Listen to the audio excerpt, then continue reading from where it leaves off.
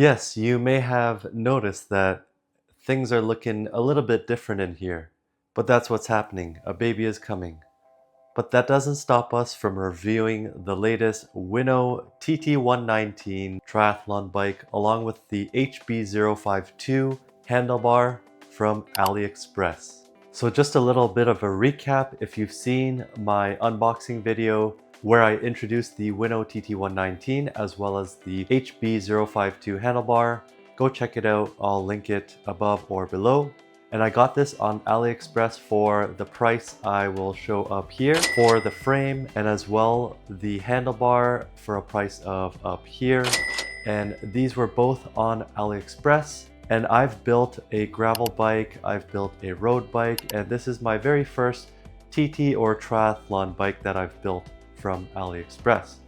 So without further ado, let's get into it. Now, I have raced on the Winow TT119, and I will say that I have hit some personal bests on a few segments that I've done in previous years for the triathlon races. So this bike is definitely aero, and it definitely is a fast bike. Now, I've built it up using SRAM Axis wireless group set. Now, I've got the wireless flip shifters at the front, which are really easy to use, as well as the SRAM Axis rear derailleur. Now, I will mention that I initially installed the front derailleur, but I was having some issues getting the front derailleur from indexing properly and working. It was throwing the chain off even when using the installation guide. Now, I might need to get some extra wedges because I only have the thinnest wedge. So I am running 1x on this bike. I am running a 46 tooth chainring up front, a 12 speed 11 to 36 tooth cassette at the back. Now, this allows me to get similar gearing from a 50 to 34 tooth 2x along with an 11 to 28 cassette at the back, which is typically what I run for road as well as some of the hillier courses such as the Milton course and the Muskoka course for triathlons. I'm also running the HB052 BR05 hybrid disc brakes on the bike, so they are cable actuated but with a hydraulic fluid reservoir within the brakes. And it seems to be decent stopping power, good enough for a massive descent that was almost very close to 70 kilometers per hour descent, and I was able to brake properly. Now, the weight of the bike is about 20 to 21 pounds if I'm not mistaken. I'll put the actual weight up here. And I'm running Magene wheels, the DB508s. So we've got a 50 millimeter carbon wheel up front, 58 millimeter in the back. And I'm also running Winow TPU tubes in both wheels. And the rubber that I'm running are the Continental Grand Sport Race from AliExpress as well. Now, I've been able to fit the 32 millimeter tires on this bike, and it's been really awesome, especially because the wider tire profile allows me to run lower pressures, so it almost feels like I'm riding on clouds in essence compared to the original 25 millimeters and even 28 millimeter tires that I was running before on my triathlon bike. Now, in terms of the braking, make sure you use compressionless cable housing. So I am using the Jaguar compressionless cable housing, and that definitely seems to be providing a more optimal setup for the cable actuated brakes. Now, in terms of the chainring and the crankset, I am running the Senix PR3 crankset coupled with a Rero 46 tooth chainring. So this is a narrow wide chainring, and it's been really great for this 12 speed bike, and knock on wood, I haven't had a chain fall off yet on this 1x setup. Now, in terms of the bottom bracket, I just went with a typical Shimano BBR60 bottom bracket. That seemed to work just fine. Now, I will say that there were a couple issues with the build process. First and foremost, you'll have to cut your seat post to make sure it fits depending on your height. Based on my height and leg length, etc., I don't seem to be getting the friction area on the seat post where the seat post clamp is.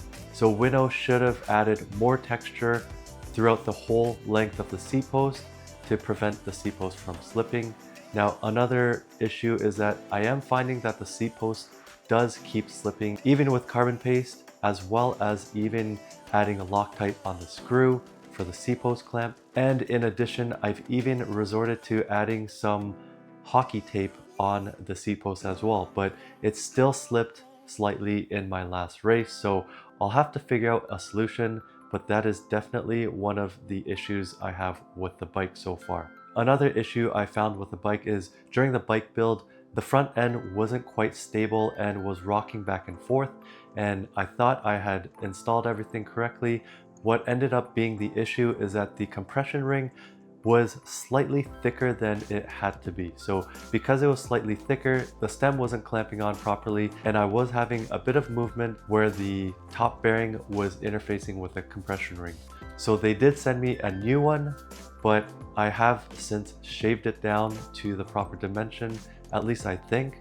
Don't quote me on this, this is just my experience with the bike, so I'm not 100% sure. Maybe it's a machining tolerance issue where the stem cutout isn't deep enough, but I did find the issue where the compression ring was a bit too tall for the stem to fit everything in. Now I will say that some of the screws that were supplied do seem a bit soft compared to other hardware that I've worked with, so that is one thing that you'll have to manage or take a look at. I have added Loctite on the stem screws, and that seems to be doing the trick. Now the stem is a bit sharp, so it is digging into the compressionless brake housing as well, so that is a bit of a watch out for you as well. Now in terms of the handlebar seems like a great set of handlebars. It looks sleek, it seems aero. However, there's one big glaring issue. Now that issue is that the angled spacer, the 15-degree angle spacer, it's actually threaded.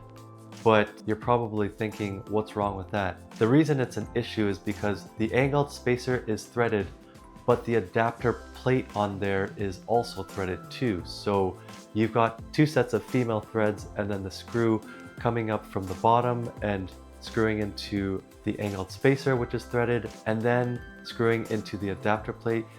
It's very easy to get cross threading for this setup. So what I've had to do is I've actually had to go in and drill through the threads for the angled spacer. So correct me if I'm wrong, comment below if this should be done or not, but in my mind, it doesn't make sense to have two sets of female threads because you'll get some cross threading, or you just won't be able to tighten them perfectly unless you play around with the depth of the screw while you're assembling it. So a very strange design, and I hope that Winow addresses this in the future. Now once the armrests are installed, I will say that some of the screws are protruding up through the adapter plate, so you can't quite move the armrests all the way in because the screw threads are coming up kind of proud of the adapter plate. So you might have to actually shave down some of the screw, or you'll just have to live with it. Now, aside from those issues, if you can look beyond that, it does seem to be a really fast bike, and it looks really sharp as well. I really like how the armrests come together, and I've got my bottle cage and also computer mount in between as well.